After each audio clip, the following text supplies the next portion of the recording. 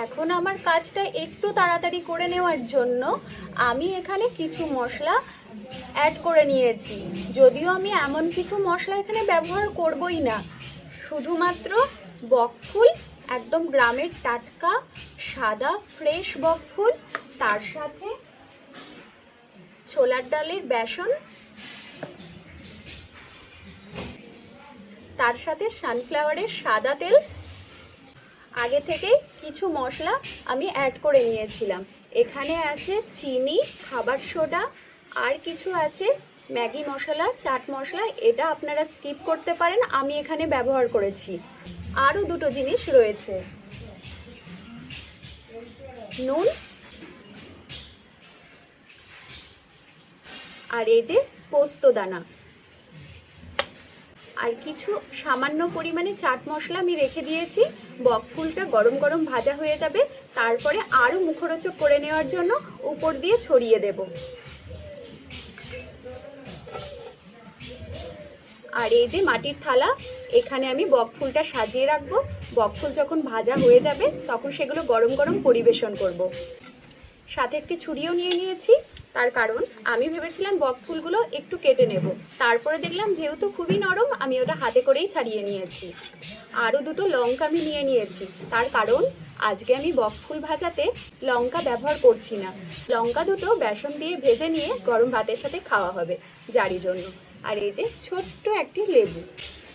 সব শেষে রান্নাটা কমপ্লিট হয়ে যাওয়ার পর ওই যে গাছ থেকে একটি পাতিলেবু পারবো, তারপরে গরম গরম বকফুল ভাজবো, আর এই যে মাটির থালাটায় পরিবেশন করব।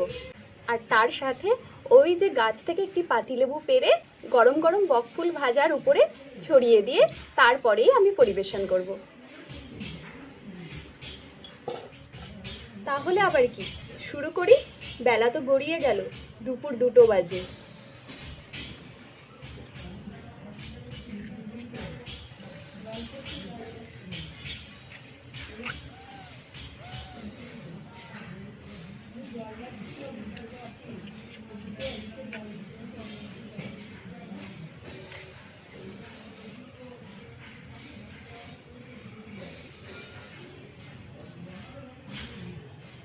তেল না দিয়ে কি কখনো আগুন ধরে?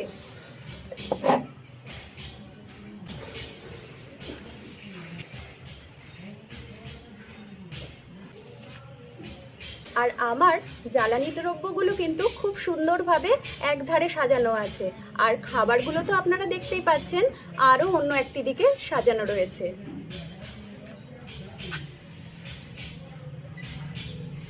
কিন্তু এখানে তো প্রচুরই হাওয়া, যার জন্য আগুনটা ধরবে কিনা আমি জানি না, দেখা যাক।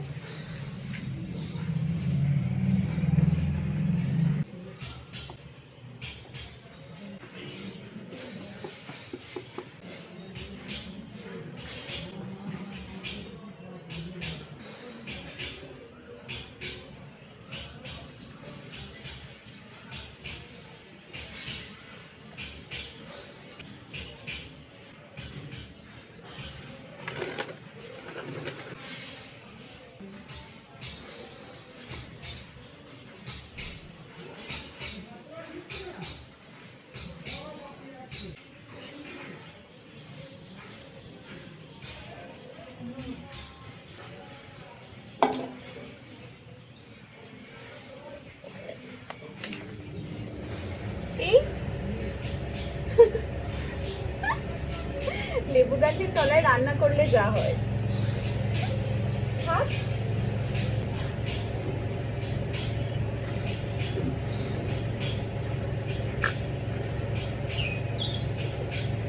আজ প্রায় 15টা মতো বকফুল ভাজা হবে। প্রথমে আমি 2 চামচই বেসন দিয়ে নিলাম। এদিকে আগুন যায় বয়ে।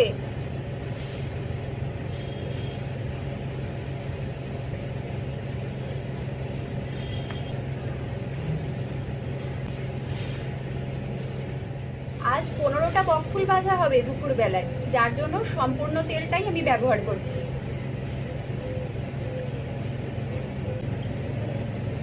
তেলটা ততক্ষণে গরম হোক, আর আমি এখন এই যে পোস্ত দানাগুলো 1 চামচ ব্যবহার করে নিলাম।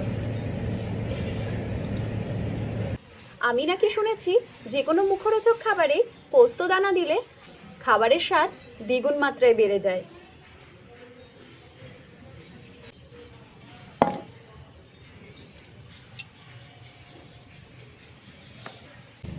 এখন আমি এই বকফুলগুলো এই বেসনের মধ্যে ঢেলে নিলাম।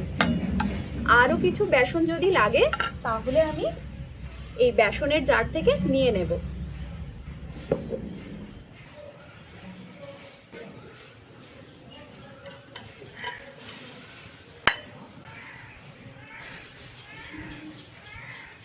প্রথম দিকে আমি অল্প পরিমাণেই জল দিলাম,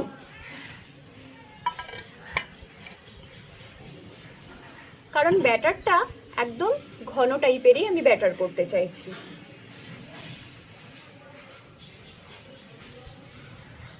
তারপরে আরও যদি কিছু জল লাগে তখন আমি আরও কিছু সামান্য পরিমাণ জল অ্যাড করে নেব। এদিকে তো আগুন নিভে গেল। গ্যাসে রান্না করা যতটা সহজ, জ্বালানিতে রান্না করা ততটাই কঠিন, তবে খাবারের স্বাদ দ্বিগুণ হয়।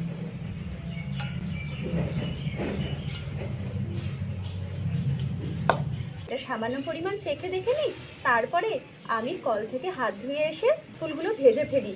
এদিকে তো দুপুর 2টো বেজেই গেছে।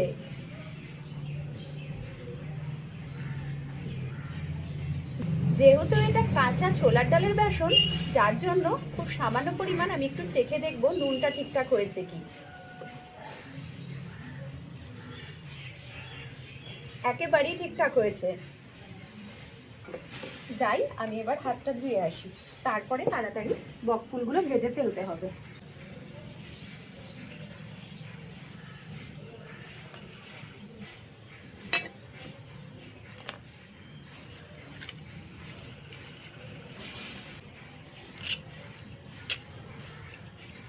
বেসনের ব্যাটারটা মাখতে মাখতে উনুনটা যেহেতু নিভে গেছে, আরও একবার জ্বালিয়ে নিচ্ছি।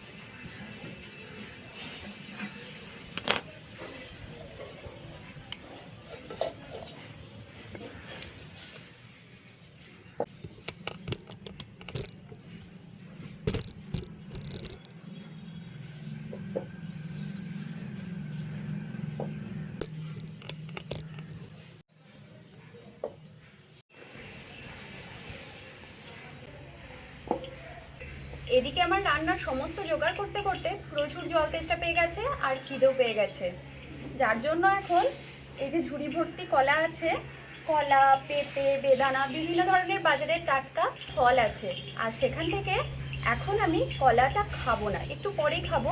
তার আগে আমি একটু জলটা খেয়ে নেব, তার কারণ ওইদিকে না হলে উনুনের আঁচটা আবারও কমে আসবে। ওইদিকে মাথার ওপর দিয়ে হেলিকপ্টার যায়।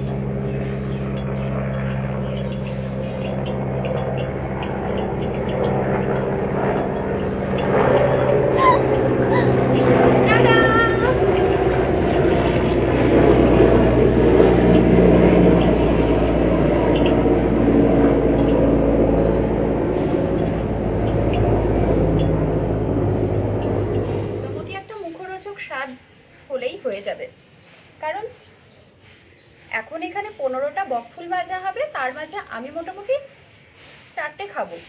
4টে খাওয়ার পরে তারপরে তো আবার নাচের ভিডিও আছে, সেগুলো শুরু করতে হবে, আর বাকিগুলো আমার বাড়ির বাকিদের জন্য।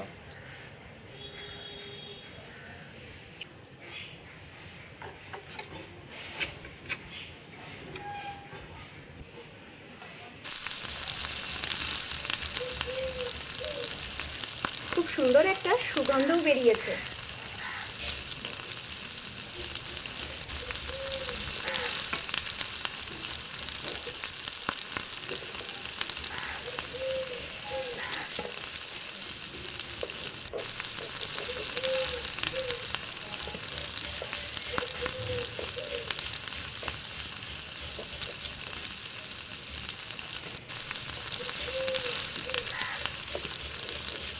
খেতে তো মনে হচ্ছে ভালোই হবে।